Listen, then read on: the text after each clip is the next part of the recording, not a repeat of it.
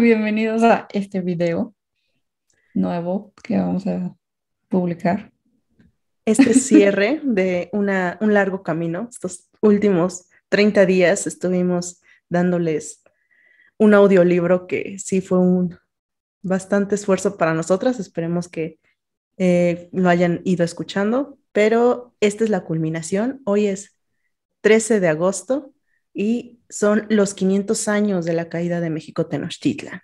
Como se los habíamos dicho en el anuncio, en la introducción de este audiolibro, y vamos a terminar de leer la tercera carta con la captura de Cuauhtémoc, o como, como Cortés le dice, Guatimucin. Entonces, este es el cierre y como tal vamos a dar algunos puntos importantes que fuimos detectando a lo largo de esta carta que fue bastante larga, como ya Fer, tú nos habías dicho hace un mes. Fue bastante larga, que Sí, perfectamente duró para 30 días, ¿no? esa carta, o sea, el documento lo sacamos de internet. Creo que estaba como escaneado, ¿no? Porque se veía que tenía algunas anotaciones de quién sabe qué tiene el libro. Obviamente no significa que estemos diciendo apoyen la piratería, porque eso sería éticamente prohibido, pero sí, fue sacada de una digitalización legal. Se llama Biblioteca Virtual Miguel de Cervantes.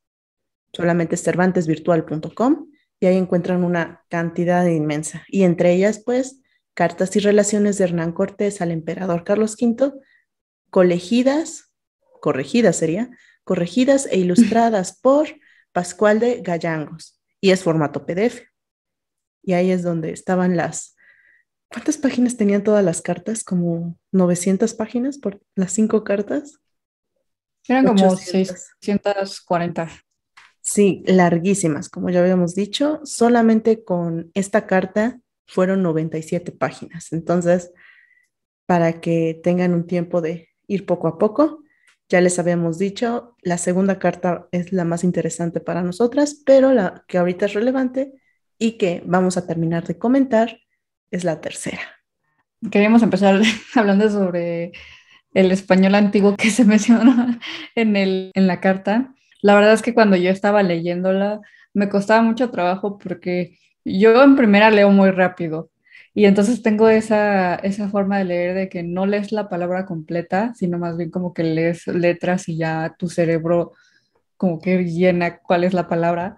Pero en este caso, como eran palabras que o estaban escritas de forma diferente o eran letras o palabras que hoy en día ya no se utilizan, me equivocaba mucho. Entonces, yo sí les recomiendo, por ejemplo, que si tienen tiempo lean la carta, porque no es que se les haya leído yo mal, sí, pero sí me equivoqué en algunas palabras. Entonces, pues, para que vean, o sea, no, realmente no es como algo que se note mucho, pero sí vale la pena observar eso. Algunas palabras que se me ocurren ahorita que, por ejemplo, en vez de decir y luego hicieron esto, ponían la letra E. Eso me acuerdo y dije como, porque esto no es italiano, ¿sabes? Sí, justamente es español antiguo. Estamos hablando obviamente de el siglo XVI. Muchas cosas definitivamente ya son muy diferentes en 5 siglos después. Y como tú dices, muchas cosas se parecen al inglés o al mismo francés, ¿no? Esta cosa de intercambiar el sufijo en un verbo de despertarse, se despertar, eso siempre me costaba trabajo en el francés, por ejemplo. Ir leyéndolo aquí tenemos que estar muy concentrados para leer español antiguo, porque de otra manera, como dices, automáticamente estamos acostumbrados a hablar de una manera y pues no es así. Obviamente no pierde el sentido porque es el mismo idioma, pero si ustedes quieren como tal leerlo bien, hay que ir poco a poco, porque sí es bastante complicado. O el Ancino más, Ancina, todo ese español antiguo también es. Incluso se burlan si alguien llega a hablar así en estos tiempos, pero pues Sí. era lo más normal del mundo hablarlo así. De hecho, pues esas personas son todavía con un español refinado del siglo XVI, para que no se burlen. Sí. También, por ejemplo, nosotros que estamos muy acostumbrados o sea, ya conocemos mucho las palabras como Coyoacán, Xochimilco, las escribían distinto y entonces como que cuando las leía dije, ¿qué es eso? No reconocía la palabra. También una palabra que me sacaba de onda era era Tlaxcala, pero no lo escribían como Tlaxcala, lo escribían Tlaxcalteca, algo así.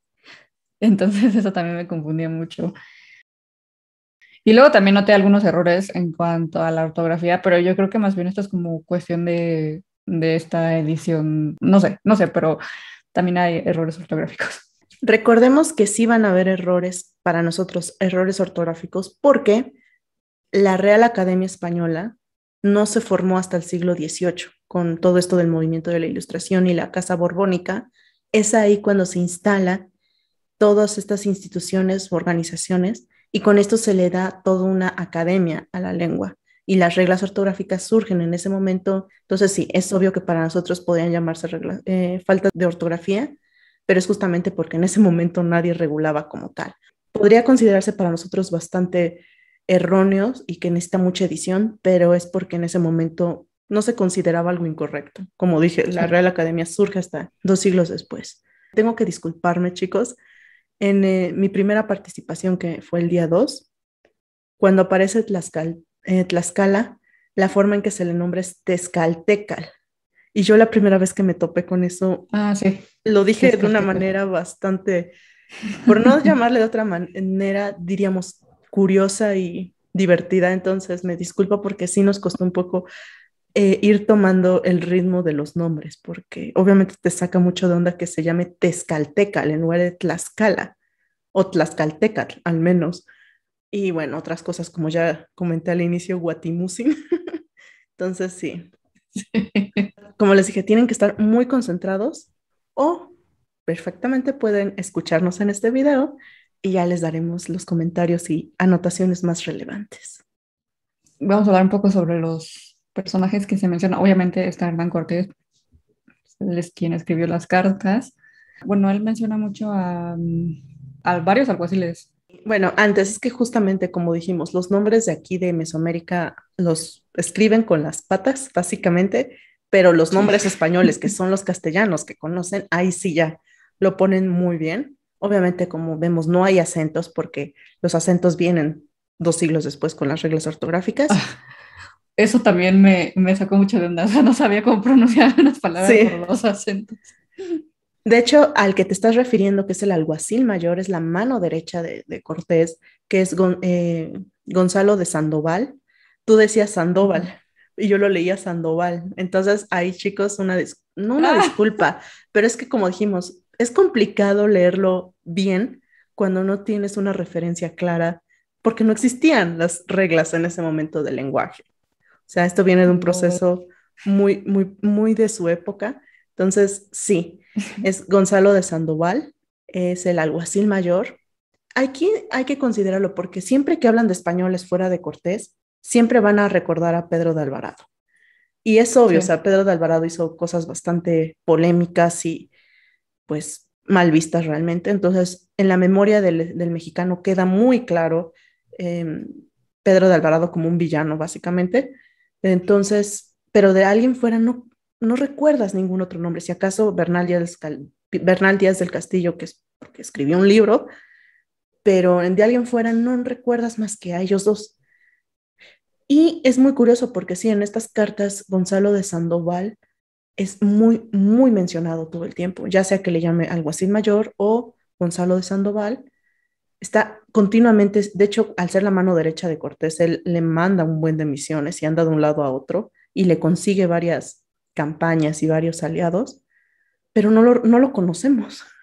Y eso es porque, pues, obviamente hasta donde sabemos, él no hizo cosas tan drásticas o tan violentas o crueles o tan mencionadas en la historia oficial como fue Pedro de Alvarado. Sí. Bueno, y aparte tampoco escribió nada él, entonces, o sea, todos lo sabemos por parte de otras personas, entonces también por eso no lo conocemos. Y recuerden la frase, o mueres como un héroe o vives lo suficiente para volverte un villano. En el caso de Gonzalo de Sandoval, si ustedes en algún momento quieren profundizar, realmente es muy fascinante su historia porque él es casi un niño cuando llega a México, bueno, a Mesoamérica. Y es muy jovencito, tendría en este momento de la conquista unos 20, 21 años, cuando ya es alguacil mayor, o sea, solamente por debajo de Cortés, y demuestra un talento enorme para la batalla. va a morir un par de años más adelante en una de las campañas en Centroamérica. O sea, él muere muy, muy rápido. Por eso es que no es tan hablado realmente. Pedro de Alvarado va a vivir mucho más, estará en muchas más campañas con Cortés, pero Sandoval, como la mano derecha y casi casi el hermano menor de Cortés, no va a vivir tanto. Muere como antes de los 30. Entonces, también creo que es una situación por la que Gonzalo de Sandoval no es tan importante en el colectivo, en la memoria del mexicano. Bueno, también menciona muchos nombres de indígenas, pero bueno, más bien los escribían distinto, entonces realmente yo no pude así identificar muchos, no, más que obviamente a Cuauhtémoc, porque pues es Cuauhtémoc, pero también menciona muchos nombres de muchos de los señores de varios pueblos indígenas. De hecho, algo que tenemos que decir sobre esta versión de la Biblioteca de Cervantes virtual es que tiene anotaciones en notas de pie sobre los nombres actuales. O sea, siempre te dice la primera vez que se menciona un nombre ahí raro, sobre todo de poblaciones también, te va a dar como el nombre posible, porque obviamente no puede ser tan cierto porque pues podría variar con el tiempo o igual por las variaciones del náhuatl podría ser otro, Sí. pero sí te dice las anotaciones, es probable que sea esta población actual.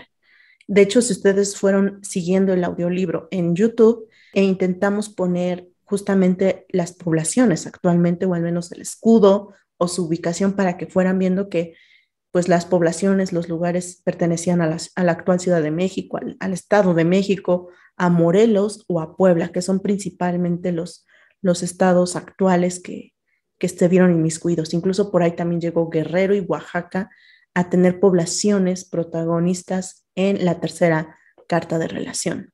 De los principales, sobre todo fueron mencionados, como ya dijiste, Guatimucin, Mutecuzoma, obviamente, aunque ya está muerto para este momento de la tercera carta de relación, Huitláhuac, que es el Tlatoani previo a Cuauhtémoc, que también es mencionado, pero por ejemplo, son nombrados algunos tlaxcaltecas y también texcocanos, como Ixtlilxóchitl, que hay por ahí. Es muy curioso porque Ixtlilxóchitl sí fue muy, muy buen amigo de Cortés y compañía, y de hecho es el antecesor de Fernando de Alba Ixtlilxóchitl, que va a dar Ujú. también una crónica del lado indígena que se va a decir que es del lado de los vencidos, pero pues realmente, como dijimos, su ancestro, que es Ixtlilxóchitl, príncipe de Texcoco, creo que si mal no recuerdo es nieto de Nezahualcóyotl, hijo de Nezahualpili, pero como del 10 de 17 hijos.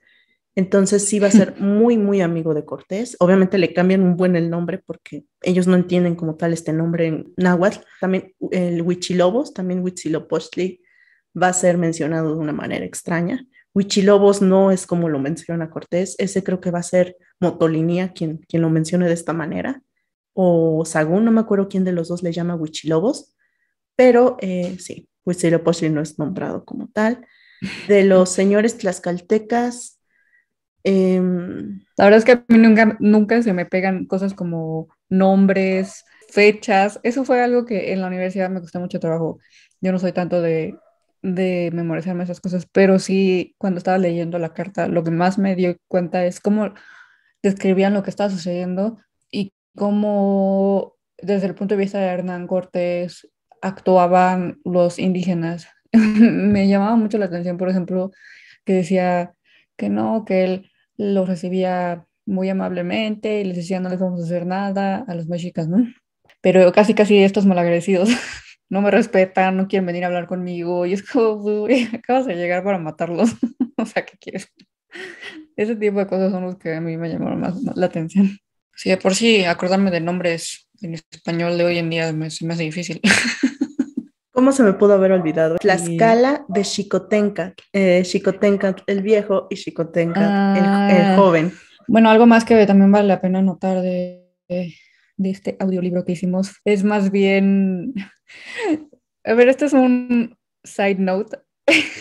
En muchos de nuestros audios y muchos de nuestros videos van a notar que hay ruidos externos porque no tenemos suficiente dinero para poder tener un estudio de grabación. Entonces nos van a disculpar, pero bueno, siguiendo. Los pueblos aliados de los españoles. Ya se sabe que los españoles ganaron la guerra porque tuvieron mucha ayuda de los indígenas. O sea, no fue porque ellos son muy buenos. Bueno, sí son buenos guerreros, pero tenían mucha ayuda. Aparte de los indígenas, pues también todo está el rollo biológico de las enfermedades, ¿no? Pero obviamente mucha gente sabe de esto de los tlaxcaltecas que son traidores porque ayudaron a los españoles, todo ese rollo, ¿no? Yo pensaba así antes de entrar a la carrera. Ya después, cuando empiezas a leer este tipo de documentos y empiezas a leer un poco más de la historia de México prehispánico, te vas a dar cuenta que realmente, pues es que no era, o sea, el México como tal de ahorita no existía antes. Entonces, eran más bien los mexicas que controlaban un gran territorio y controlaban a muchas poblaciones.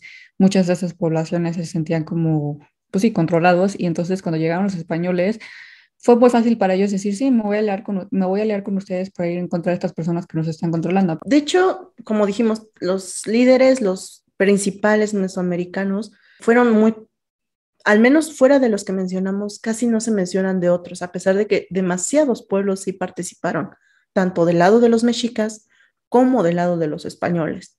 Pero definitivamente hay una gran ventaja sobre los aliados de Cortés. Como dijimos, desde Guerrero, Oaxaca, obviamente Veracruz, Puebla fueron los primeros grandes aliados de Cortés. Obviamente, igual muchos más tarde se van uniendo. Siempre vamos a entenderlo, ¿no? La gran triple alianza que la historia oficial nos mete como la superpoderosa. Realmente al final la triple alianza se rompe también porque el mismo Texcoco va a estar en contra de Tenochtitlan. Como dijimos, Iztlilxóchitl siendo un príncipe y después de que sus hermanos estaban peleando por el poder, obviamente que Iztlilxóchitl lidera a Texcoco y con esto pues salían contra los mexicas. Cholula, que también se llegó a decir que Cholula era un aliado de México Tenochtitlan. Yo me acuerdo en la primaria que decían es que Cholula era el gran aliado y que por eso la matanza de Cholula. O sea, si hubo esta matanza, ¿qué les volvemos a decir? No la menciona Cortés tanto, de hecho la dice de pasadita y ni siquiera dice que pasó Sí, algo malo. Él habla de Cholula, pero bye, o sea, llegamos todos felices, nos vimos, bye. Él no menciona la matanza, sí, lo volvemos a es a lo que me decir. refiero, o sea, él habla de las cosas como si fuera muy, estoy haciendo algo muy bueno aquí, Su Majestad, y no estoy haciendo nada malo, no estoy, no estoy implementando mucha violencia, o sea, casi lo dice casi así, y tú sí de qué, pero bueno, es entendible, ¿no? Sí, obviamente también recordemos, son Cortés como hombre del siglo XVI, aunque ya estamos en época moderna, siguen teniendo una mentalidad medieval, o sea, caballería, hidalgos, Sí, todo esto es realmente un europeo medieval y aquí en Mesoamérica pues también tienen otra idea diferente. Entonces no podemos juzgar a un hombre del siglo XVI con nuestros valores del siglo XXI, para un lado o para el otro. Pero volviendo a Cholula, como dije, se consideraba Cholula un aliado de Tenochtitlan. Y lo cierto es que, como dijimos, Cholula, profundizando un poco en esta ciudad que es la más longeva del continente, por cierto, Cholula realmente tuvo que ser sometida también por Tenochtitlan y estaba bastante rencorosa, resentida. eso, resentida, porque pues siendo una ciudad tan antigua, tan importante, era, si ustedes quieren entender a Cholula en Mesoamérica, piensen que era una, un Jerusalén actualmente, una Meca, o sea, una ciudad de peregrinación religiosa por excelencia. Sí, Entonces, o sea, ¿cómo es que voy a estar sometida a estos mexicas que apenas llegaron aquí, apenas formaron su ciudad? Tristemente se va a hacer. Cholula pasa al poder y se va a volver tributaria, obviamente en un estatus diferente porque pues no la vas a tratar como a Zempoala, que está rete lejos y pues no manches. Cholula tenía cierto estatus de respeto, pero aún así no estaban de acuerdo en estar bajo los términos de alguien más. Entonces al final Cholula también se va a unir con Cortés, pues van a dejar los sentimientos y las rencillas que hubo en la matanza y se van a aliar, porque dicen, no, pues ya aquí ya sí. estamos. Igual, por ejemplo, uno de los que son bastante leales a Cortés y que lo estuvimos menciona y menciona, sobre todo en la primera mitad de esta tercera carta, es Chalco, que la menciona como Calco. Entonces, para que ustedes lo vayan identificando, sí se van a aliar muy, muy desde el inicio. No me acuerdo siquiera si tienen como tal una pelea al inicio, pero ellos luego van y se postran ante Cortés, le hablan bonito y bueno, ya. Incluso ya después le piden ayuda porque algunos aliados de Tenochtitlan están pues contra Chalco por traidores y bueno, le piden a Cortés un poco de ayuda.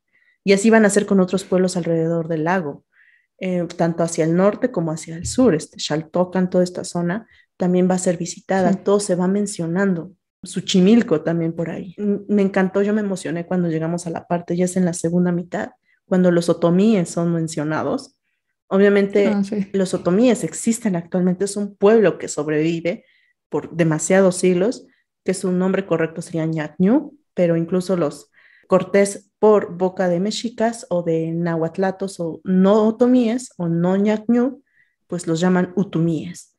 Recordemos que sí es un pueblo que estaba al norte, bueno, actualmente está en Hidalgo, en Querétaro, un poquito en Puebla, pero sobre todo en Querétaro y en Hidalgo, siempre fueron enemigos de los mexicas. La idea de ambos es muy distinta y también eran tributarios. Entonces, pues también ahí van a tener como su oportunidad de unirse, ven la oportunidad de estar en contra de Tenochtitlan y corren a buscar a Cortés. Justamente con esto de que hablábamos de para Cortés son utumíes, para a la actualidad sigue ese término, para los mexicas también lo eran, porque incluso había un grado militar que se llamaba otomíe porque hacía la analogía con la fuerza de este pueblo.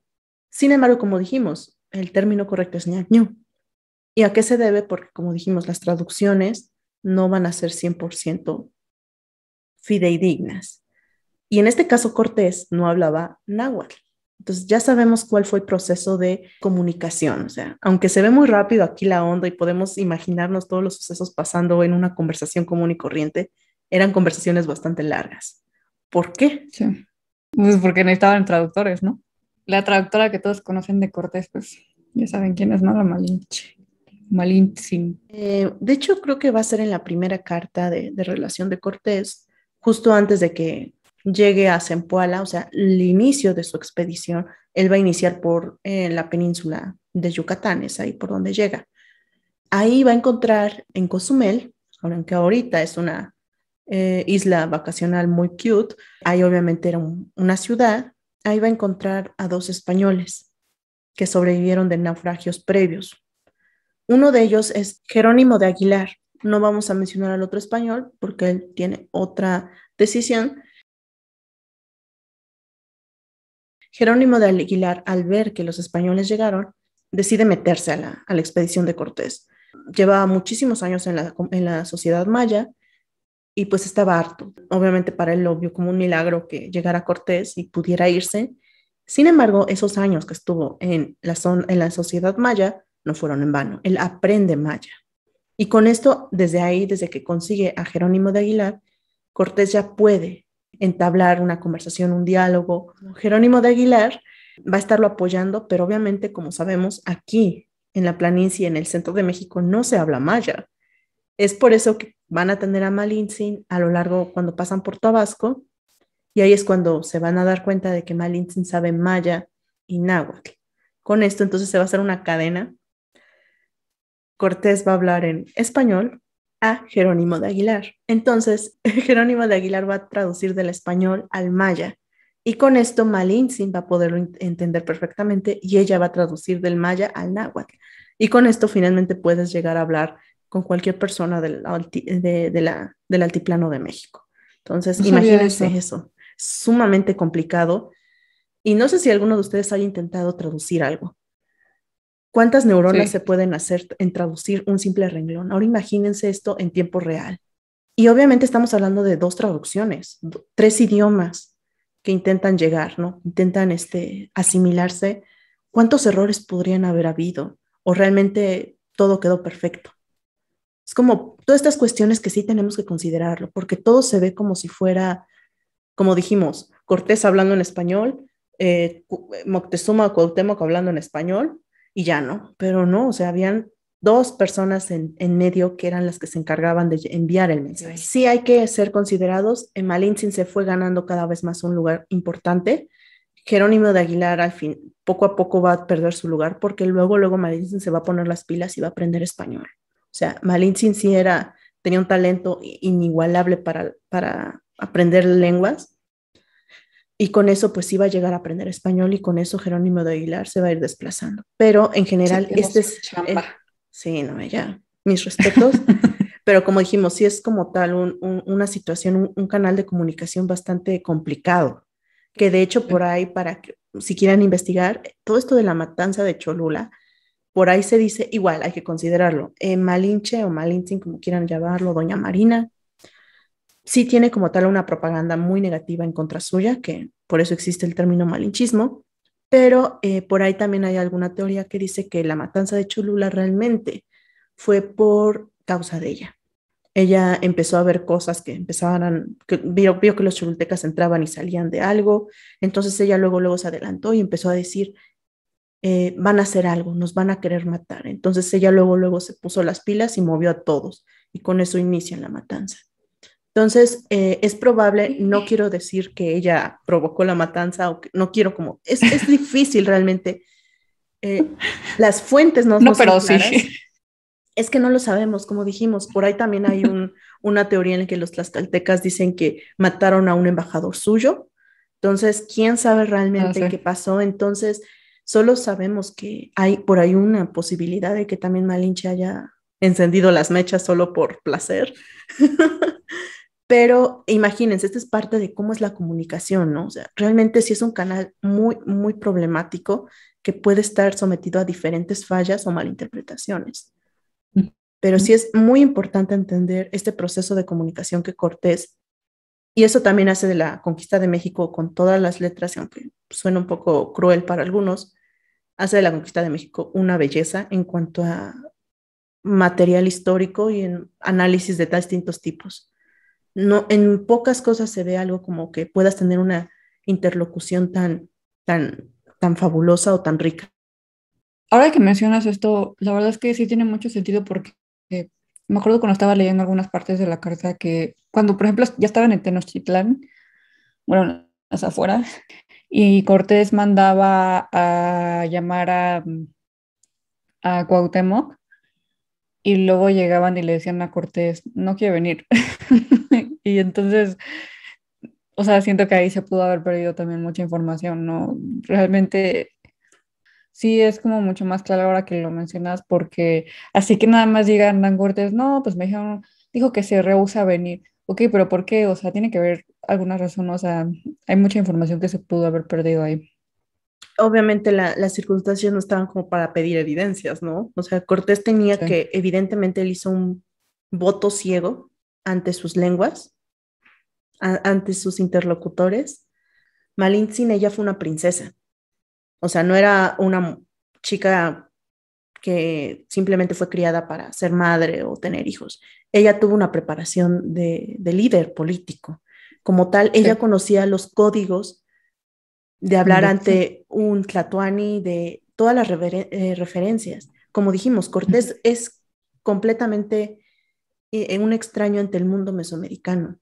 El problema es que cuando tú llegas a un mundo que no conoces, puedes justamente fracasar, puedes hacer algo que se malentienda y por lo mismo o te van a ignorar o te van a matar o simplemente no serás escuchado. ¿Cómo es que Cortés llegó tan lejos? Es muy probable, él no conocía los códigos. O sea, ¿cómo él pudo llegar a hablar con Moctezuma? ¿Cómo pudo entablar tantas relaciones diplomáticas con tantos pueblos? Hay que considerar que muchas de estas cosas se dan gracias a que Malintzin sobre todo conocía esto y ella pudo haber dado las palabras correctas, a pesar de que la idea como tal era de, oigan, ayúdenme o buscamos ser amigos o sirvan a mi rey. Al final Sí, Malintzin tuvo que meter los códigos que pudieran servir para tantos pueblos distintos aquí y que al final por eso se alían con Cortés. O sea, sí, las cartas te dan como la idea de que wow, Cortés fue un espléndido diplomático y wow, qué talentos para generar tantos seguidores, ¿no? Pero hay que sí considerar lo que es probable que quizás sí tuviera esos talentos, pero realmente Malintzin esté detrás de todas esas fórmulas perfectas para que los pueblos se sintieran con la confianza, porque si no, no te vas a aliar con un extraño del todo. Necesitas cierta sí. confianza. Tristemente no hay muchísima información sobre Malintzin. De las primeras fuentes o más importantes para conocer a Malintzin, evidentemente es Bernal Díaz del Castillo. ¿Por qué no Cortés? Ustedes ya lo escucharon. En algún momento habla de Malintzin, en algún momento habla de Jerónimo de Aguilar o de sus traductores o de Doña Marina, como le decían los españoles, sus tropas así le decían, nunca son mencionados. Jerónimo de Aguilar sí va a ser mencionado, pero al inicio que lo rescatan. Y Malintzin también va a ser mencionada cuando se la entregan en Tabasco. Pero como tal, en este proceso de comunicación y de traducción, nunca. Y eso que están hablando todo el tiempo con distintos pueblos. ¿Cómo sabemos entonces que están ahí? Hay una forma muy curiosa porque Cortés, como dijimos, él quiere tomarse todo el crédito de toda la gran campaña que se está haciendo acá ante el rey. Y él va a decir, yo lo hice, majestad. Yo por usted, mire, yo le conseguí estas tierras, yo le conseguí estos pueblos, pero No pueden, quiere darle crédito a otro. obviamente, o sea, es como de yo, porque él buscaba ser de hecho el virrey de Nueva España. Eso es a lo que él apuntaba. Al final las cosas tampoco Sí. le salieron como quiso. Pero entonces, ¿cómo podemos identificar que Cortés está refiriendo a este proceso de comunicación y de traducción entre Jerónimo de Aguilar y Malintzin? Cuando dice lenguas, las lenguas me dijeron, las lenguas comentaron, las lenguas hablaron. Esa es la etiqueta, la forma en que invisibiliza a estas dos personas. Cortés jamás las va a mencionar, pero la única manera que lo hace es a través de esto, las lenguas. Y si ustedes se ponen a ver, escucharnos o a ustedes a leer alguna otra carta, las lenguas son mencionadas muchas veces, pero si ustedes no entienden a qué se refieren, pues no le toman importancia. Cada vez que lean las lenguas o la lengua se refiere a Malintzin y a Jerónimo de Aguilar. Cortés Mm, no quiere dar créditos, pero tampoco puede simplemente decir es que yo lo hice todo, porque sería imposible, porque él no conocía los idiomas de aquí. Entonces, esa es la manera en que se sí. expresa las lenguas. México. Mucha gente piensa que llegó Cortés a la Ciudad de México, a Tenochtitlán, y así casi casi de un día para otro cayó la ciudad, ¿no? Y pues no es cierto. Si se ponen a leer esta carta en específico, se van a dar cuenta que fue un proceso bastante largo, o sea, fue de varios días, semanas, meses. Y no fue así de que llegaron y mataron a todos, no, o sea, fue como por etapas. Eso fue algo que yo también fui aprendiendo de esta carta. Yo aprendí con ustedes, chavos. Siempre podemos aprender, ¿eh? Créanos. Por ustedes lo hacemos. Sí. Algo que yo la verdad es que no soy muy buena visualizando cosas que leo. Entonces, algo que a mí me costaba mucho entender, a ver si tú me puedes ayudar con esto, Fati, era, o sea, mencionaban que, por ejemplo, mataban a gente y luego se iban a descansar. Y luego mataban a más gente y luego se iban a descansar. O sea, eso no lo entendí, como que mataban a parte de la ciudad y luego se iban a descansar, o cómo era. Depende exactamente a qué te refieras, Fer. Hay que ubicarnos. Esta tercera carta es con la expulsión de los españoles. Ellos llegan recibidos muy chido por Moctezuma, visitan la ciudad, se enamoran de la ciudad. Sin embargo, obviamente se nos empiezan el caos, llega la noche triste, como quieran llamarlo, son expulsados, ganan, Cuitláhuac los derrota, los expulsa de la ciudad Ujú. y huyen. O sea, realmente ahí sí, sálvense quien pueda, Sí. llegan a Tlaxcala y se recuperan. Es ahí cuando están recuperándose en Tlaxcala, que es cuando empieza esta tercera carta y deciden ahora cómo tomaremos la ciudad. Y poco a poco, obviamente, desarrollan la idea de los bergantines, que son estos navíos, pero otros pueblos se van a empezar a unir porque se dieron cuenta de que probablemente tengan el poder. Y cada vez que van entrando, cuando cruzan los volcanes, pues y ya llegan a la cuenca del lago de Texcoco, es ahí cuando van a empezar a pelear con muchos. Hablan, como dijimos, de Chalco, de Xochimilco, bueno, de lugares ahí que de hecho tú me tendrías que decir porque conoces más la zona. Todos estos pueblos en el sur se van, como dijimos, del otro lado hacia el norte, hacia Xaltocan. Están peleando constantemente porque intentan conquistarlo. Entonces, sí, es cierto, sí van a estar diciendo, matamos y nos regresamos al real. Eso es lo que decían, ¿no? Se refieren a este fuerte, Ujú. este campamento en el que ellos están ahí reabasteciéndose. Como dijimos, algo que hay que entender es que el hombre de Europa del siglo XVI y el mesoamericano de ese mismo tiempo tienen algo en común y es la concepción de la guerra, en el sentido de que tienen que vencer y tienen que matar y tienen que conquistar, ya sea con el estandarte, ¿no? Que de hecho es la batalla de Otumba, ¿no? Entonces, sí, así como suena de crudo, de matamos tantos y ya nos regresamos, es eso, o sea, están en una guerra, es una guerra de conquista y como tal a Sí. eso se refiere, o sea, igual, del otro lado, tanto los españoles llegaban sobre todo con la caballería, los caballos siempre les dieron el gane en muchos de las batallas alrededor de la cuenca, así como ellos decían, matamos a tantos y se regresaban, igual ellos mencionaban, ¿no? Capturaron a tantos cristianos y después los vimos Sí. sacrificados en el muro de cráneos, algo así decían, le sacaron el corazón. Todo el tiempo también los mexicas están sacrificando. Es toda una guerra de ideologías también.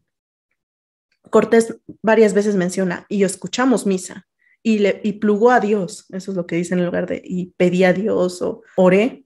Del otro lado, los mexicas también están buscando imponer sus creencias, ¿no? Por ahí decían, hicieron una ceremonia a su Dios, a su ídolo, Huichilobos, ¿no? Están haciendo sacrificios, están poniendo el zompantli. Entonces, sí, realmente ambos están haciendo lo mismo, están imponiendo su terror, como dijimos. Los mexicas tienen una cultura del terror y eso es lo que les dio el poder en toda, no en toda, pero en la mayoría de Mesoamérica.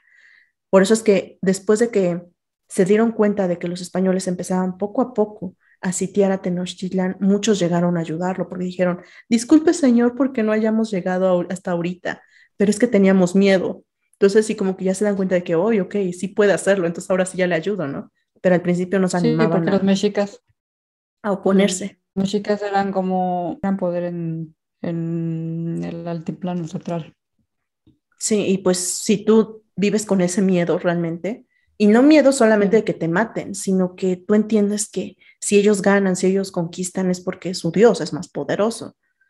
Y como tal, también se dice que por ahí todo esto que llegamos a hablar del zoológico de Moctezuma, no era para cualquiera. O sea, en algún momento el Tlatoani invitaba a los señores de otros pueblos y los llevaba a la mejor fiesta de Tenochtitlan, ¿no? Y con eso veían cuántos sacrificados, cómo rebosaba la ciudad de belleza y todavía el ver la casa de águilas, la casa de aves, pues obviamente cualquiera se impresiona y dice, no, ¿sabes qué? No te puedes meter con esta ciudad. Tiene poder, es fuerte, tiene una religión, un Dios muy poderoso y no manches, está preciosa. Porque de hecho algo que me gustó, no como tal me gustó, pero me llamó la atención es que en algún momento Cortés estaba lamentándose por destruir la ciudad.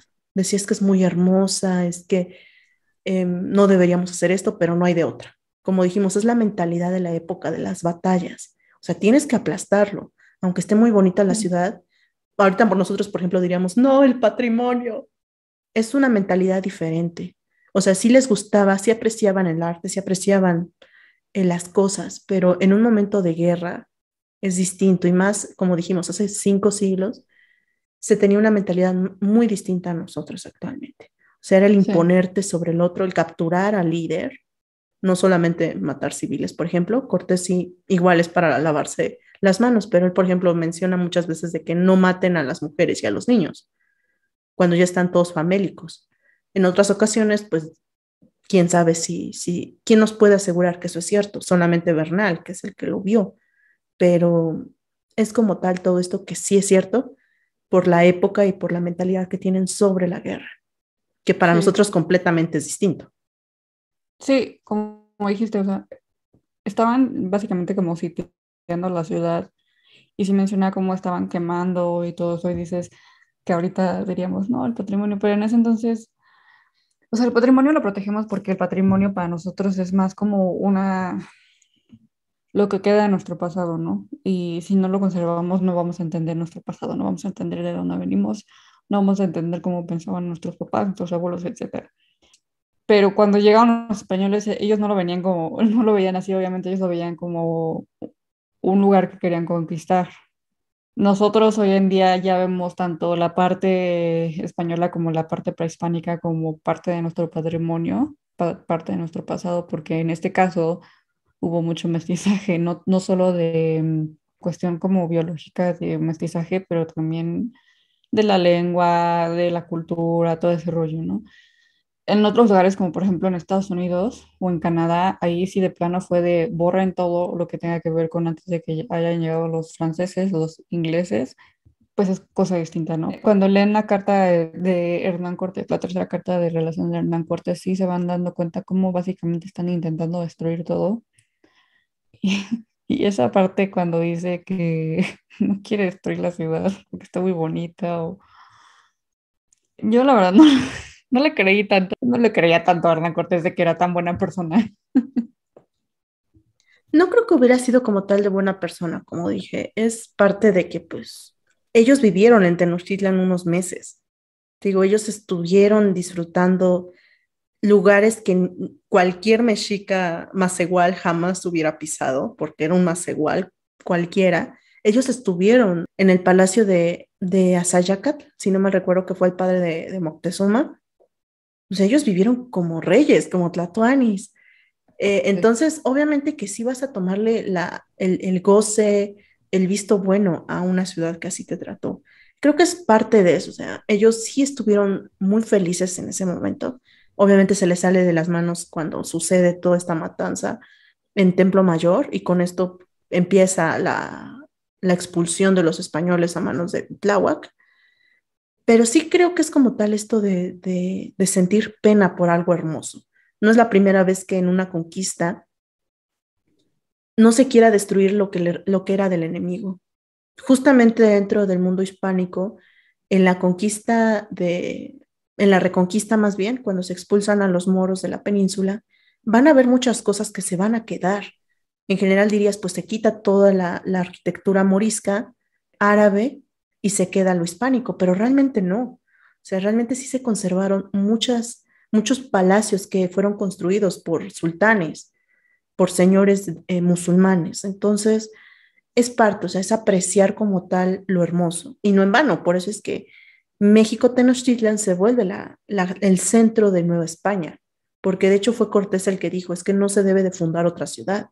Si se dan cuenta, por ejemplo, en Perú, la capital del imperio inca, del Tihuantinsuyo, era Cusco, pero la capital de Perú, sí, del virreinato del Perú se va a volver Lima. Van a fundar una ciudad distinta porque no quieren estar con lo anterior. En este caso, en México se mantiene la ciudad porque sí se les vio el aprecio. Obviamente se le iban a quitar algunos detalles, como ya sabemos, ¿no? Los templos mesoamericanos y se iban a quitar algunos ídolos, como se dice en la carta, ¿no? Entonces, sí, sí le puedo creer hasta cierto punto, obviamente no con el lado amable, sino por el lado de que, pues, la neta está muy buena la inversión. Eran construcciones muy bien hechas, no nada más las vas a tirar. Por eso es que también no se pudieron tirar muchas cosas porque estaban bien hechas y pues iban a resistir. El Templo Mayor, por eso es que actualmente podemos, bueno, no nosotras, pero se sigue estudiando porque se dejaron algunas cosas porque no lo lograron quitar. Bueno, siguiendo y rápidamente para recordar el sitio de Tenochtitlan, ¿cómo fue? Como dijimos, fueron poco a poco buscando alrededor y les bloquearon. Lo primero que hicieron, recordemos que una parte esencial de esto fueron los bergantines. Fueron barcos construidos para navegar en el lago. Aquí hay que anotar que estos fueron construidos en Tlaxcala y como tal hay que darles un reconocimiento a las manos tlaxcaltecas, como siempre ellas, o sea, obviamente vas a reconocer al ingeniero, al que se hizo cargo. Cortés deja a un encargado, a un español, que dirija la obra, pero ya sabemos, el líder no va a hacer el trabajo, son en este caso los obreros. Los tlaxcaltecas son los que aprendieron a hacer bergantines cuando jamás en su vida habían visto algo así. Lo único que conocían eran canoas como tal, porque obviamente no necesitas más cosas, no estás en mar abierto. Entonces, ellos se van a encargar de construir los 13 bergantines y con esto los transportan hacia el lago y empiezan el sitio. Van a empezar, es mencionado, ¿no? Cómo es que despliega sus fuerzas Cortés, los manda a Tacuba, los manda a Coyoacán. Hay un tercero que ahorita no recuerdo y él se va a ir con los bergantines para el norte, para bloquear definitivamente la ciudad. Después de que ya está rodeada la ciudad, van a cortar el suministro de aguas dulce. Recordemos que el lago de Texcoco es un lago salado. Entonces les quita primero el agua dulce y con eso es simplemente cuestión de esperar. Van poco a poco avanzando. Sabemos que, por como incluso Cortés lo menciona, los mexicas poco a poco tienen que ir retrocediendo y a donde retroceden es hacia Tlatelolco, hacia la ciudad hermana. Al final, como dijimos, todos van a abandonar a Tenochtitlan. Sí van a llegar algunos pueblos tributarios a intentar llevarles comida, a intentar llevarles agua. Los suministros que requerían estaban allá adentro solos, pero no lo van a conseguir. Los españoles y todos sus aliados están perfectamente ubicados para evitar cualquier contacto. Recordemos que también dentro está la viruela ya, por eso es que Cuitláhuac muere. Él es infectado por una de las personas que llegan con Pánfilo de Narváez, y entonces con eso se introduce la bacteria, la enfermedad en la ciudad, y los españoles se retiran a Tlaxcala y empieza la enfermedad a contagiarse. Entonces, como dijimos, en este sitio obviamente van a empezar a tener sed, van a empezar a morirse de hambre, la enfermedad no se ha acabado, se están contagiando, empiezan a morir, y con eso se hace todo lo que dijiste, ¿no? Entre cadáveres, entre hambre, sed, niños huérfanos, o sea, se vuelve un infierno dentro. No hay nadie que pueda entrar. Entonces intentan ir poco a poco hacia Tlatelolco. De hecho, por eso es que es muy mencionado el mercado. El mercado de Tlatelolco será de los últimos campos de batalla, porque obviamente sabemos la importancia y el tamaño, que era muy importante conseguirlo. Los mexicas lo protegieron, lo tuvieron, lo defendieron por bastante tiempo, pero al final la alianza de Cortés es la toma, y con eso pues llegan hasta Tlatelolco perfectamente, y es ahí donde pues dicen, ¿dónde está lo que decías? ¿No? Están buscando hacer las paces, buscan negociar, porque Cortés dice, no, es que ya con que se rindan, ya terminamos aquí la batalla, ya córtenla. Igual, o sea, hay que considerar lo que también a Cortés le convenía una tregua o ya una rendición, porque pues también ellos ya estaban cansadísimos. Muchas veces para que llegaran al mercado fueron presionados por sus aliados. Ellos decían, ya hay que avanzar, y Cortés, no, espérense, todavía no es seguro, nos pueden dar desde los techos. Y ellos no, ya avancen. Entonces ya estaban todos hartos, fueron bastantes meses de sitio. Realmente Tenochtitlan, no sé si sea adecuado lo que diga, pero aguantó como todos unos valientes este sitio, esta batalla, lucharon. Incluso en algunos momentos me dio mucha gracia que llegaron algunos embajadores de Tenochtitlan y decían, ok, nos queremos rendir. Y Cortés, ok, va. Y en ese momento ellos bajaban la guardia, llegaban los mexicas y los empezaban a lancear, y obviamente un par de personas morían en ese momento, y ellos no, nos engañaron, ya no volveremos a caer en sus engaños, y ya se regresaban, ¿no? Entonces sí, como que en algunos momentos igual Tenochtitlan intentó y luchó, y como que ganaba cosas y decían, ya le hicimos, pero al final pues fue demasiado como dijimos, quitarle el agua, no permitir que se los alimentaran la enfermedad y de por sí las infecciones por tantos cadáveres dentro. Al final sí, colmaron a la ciudad, y pues sí se encuentran entre las canoas huyendo a ciertas personas que no van a pasar desapercibidos ante los ojos de los españoles. Sí. Eso nos hace ver que habremos de pasar al por qué el 13 de agosto de 1521 debe ser recordado. Fue la fecha en la que capturaron a Cuauhtémoc, ¿no? Así es. Obviamente no era solo Cuauhtémoc. Al parecer, por lo que nos dice Cortés al final de esta tercera carta, como dijimos, no termina aquí, pero lo que leímos fueron 97 páginas, y en la página 97, que sería la 257 de esta versión digital, es que él iba con unos principales, Guatimusi. Entre ellos estaba el señor de Tacuba. Ellos intentan escapar en una canoa. Al parecer se dieron cuenta de que la ciudad ya no podía, dijeron la retirada, nos vamos a ir hacia alguna ciudad amiga, nos restablecemos y ya ahí vemos qué onda. Obviamente nunca se pudo. Ahí habrá justamente uno de los hombres de Gonzalo de Sandoval, que se llama García Holguín. Él va a ver, él dice, oye, como que esa canoa está distinta, ¿no? Como que está muy elegante, como que se ven personas elegantes, se ven pudientes, aquí algo pasa. Entonces, se da cuenta y luego lo reporta.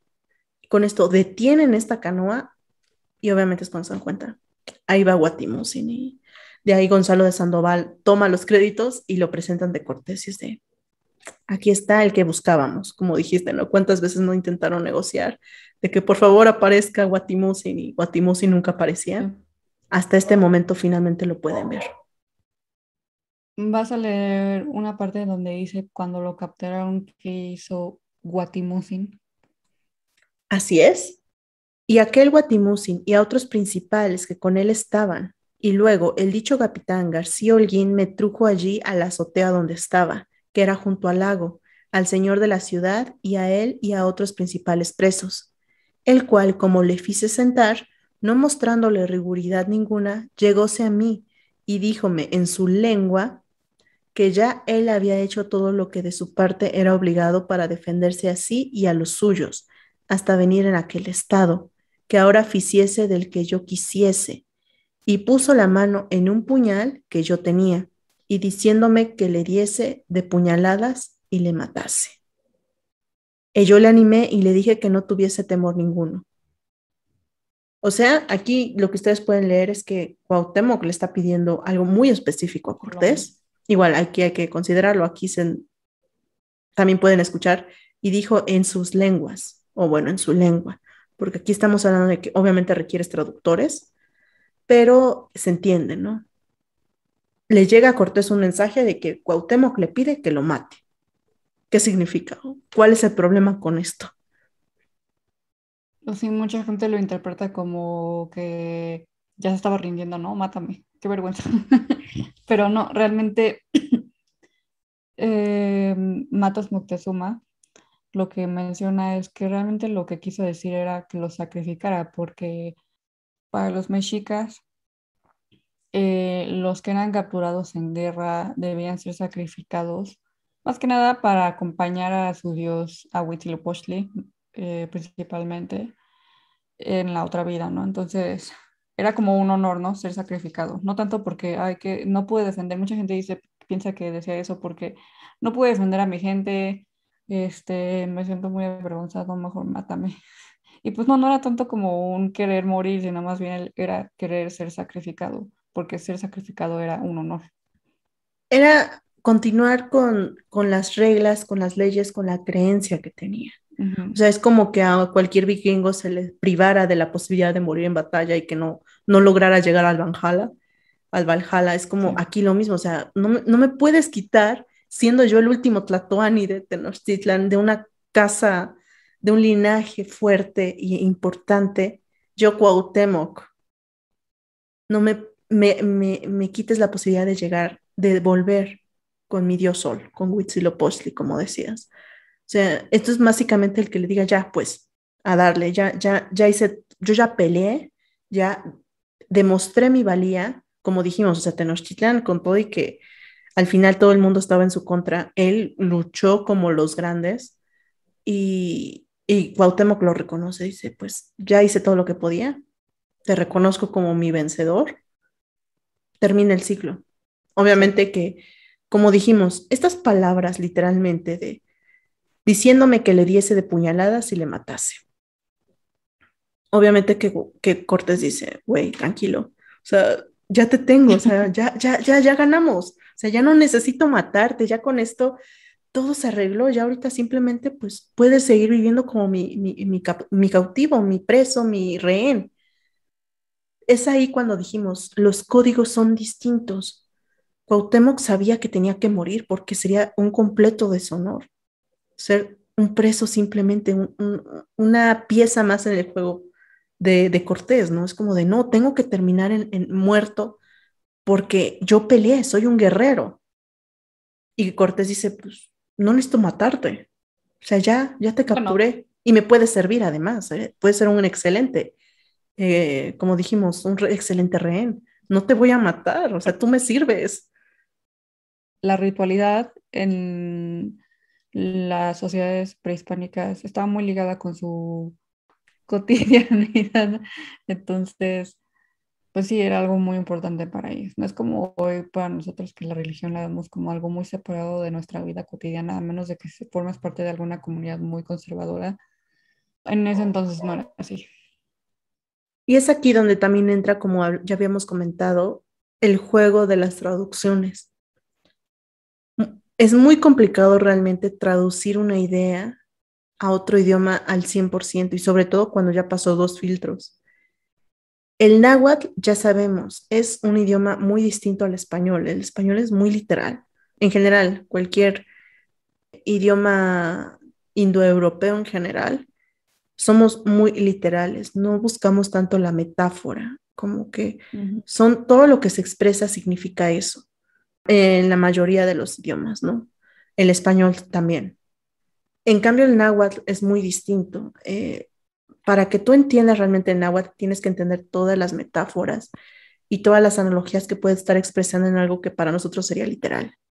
Entonces, quizá cuando fue traducido también, es que perdió ese sentido.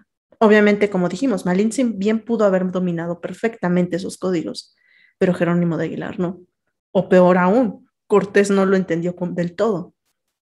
Entonces también es probable que en este trayecto de comunicaciones que se haya logrado desfasar bastante lo que Cuauhtémoc realmente estaba suplicando, porque yo la verdad sí me imagino a Cuauhtémoc completamente derrotado, pero con mucho orgullo de decir, reconozco mi derrota y con esto acepto mi muerte, ¿no? Porque yo hice todo lo que quería, pero en ese momento de ya no sé qué hacer, o sea, ya peleé, ya me harté, ya no pude más.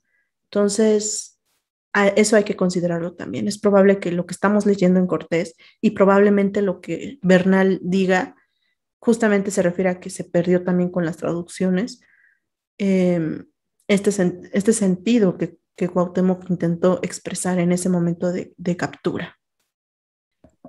Y bueno, aquí obviamente lo que dice Cortés es día de San Hipólito, dar conclusión martes, que fueron 13 de agosto de 1521 años, de manera que desde el día que se puso cerco a la ciudad, que fue el 30 de mayo del dicho año, hasta que se ganó, pasaron 75 días, poco más de 2 meses, lo que fue sitiada Tenochtitlan, como dijimos, sin agua potable, y obviamente también la viruela ya estaba dentro de la ciudad. Entonces, realmente sí fue toda una tortura esos 75 días en que Tenochtitlan fue cerrada y termina el 13 de agosto con, obviamente, la captura de Cuauhtémoc. Sin embargo, entonces, si aquí estamos viendo que fue capturado y él pedía la muerte y no se le dio la muerte como él quería, ¿qué pasó con la muerte de Cuauhtémoc? Cuauhtémoc murió en 1525, ¿no? Igual no es mucho. Sin embargo, aquí hay que notar algunas cosas, porque entre que no nos gusta leer, no le entendemos, y pues la historia oficial también cambia algunos detalles. Hay, por ejemplo, uno de los clásicos mitos, ¿no? De que le quemaron los pies a Cuauhtémoc y murió de que le achicharraron los pies. No como tal, pero sí se puede ver como tal algunas propuestas, algunas teorías, interpretaciones. Obviamente Cortés va a seguir mencionándolo un poco porque, como dijimos, hay dos cartas de relación más adelante y una vez que Tenochtitlan es tomado, van a empezar las conquistas hacia el sur. Como dijimos, van a ir por Centroamérica. Es ahí en estos viajes que está haciendo de conquistas en zona maya donde va a estar jalando a estos personas importantes que tomó como rehenes en ese momento. O sea, como dijimos, no era Cuauhtémoc solito el que iba en esa canoa, iba gente, era su corte la que iba, sus hijas, su esposa, como dijimos, algunos señores de la zona, los van a andar jalando porque pues, nos pueden servir. Le pidieron a Cuauhtémoc, lo torturaron para que dijera dónde está el tesoro. Pero al final esas son simplemente como posibilidades, que no hay como tal una fuente que te diga que eso pasó. Lo que sí podemos estar un poco seguros es que realmente no es como que Cuauhtémoc fuera bien tratado, como Moctezuma los trató en su momento cuando llegaron a Tenochtitlan. Obviamente que sí es probable que sí haya sido torturado y en muchas ocasiones, y que al final obviamente diezmaron su vida después de 4 años. Pero como dijimos, no fue en ese momento de la captura que lo torturaron quemándole los pies y luego lo echaron, pero sí es probable que en todas estas campañas que fue llevando Cortés fuera como rehén y fuera maltratado en todo ese viaje y pues al final pues tristemente no iba a aguantar ese ritmo y es por eso que también no se puede encontrar los restos de Cuauhtémoc porque pues, estás en conquista, estás en expediciones, se te muere el rehén, pues ¿qué haces, no? Entonces es probablemente lo que sucedió con Cuauhtémoc 4 años más tarde. Este fue nuestro primer audiolibro. Ojalá les haya gustado porque tenemos ideas de volver a hacer este tipo de dinámicas. Tal vez como ir mejorando un poco más la forma en la que lo hacemos, pero bueno, ahí nos dejan sus comentarios sobre lo que piensan, qué podemos hacer para mejorar. Muchas gracias por escucharnos. Obviamente esperemos ya no utilizar un español arcaico del siglo XVI porque para facilitarnos obviamente la lectura y ustedes puedan disfrutarlo más. Pero igual, solo recuerden, hoy es 13 de agosto. Están habiendo muchísimas cosas para conmemorar, para homenajear esta fecha. Nosotras lo hicimos por 30 días, 31. Y como tal, pues simplemente les queremos dejar esto y ustedes mismos saquen sus conclusiones.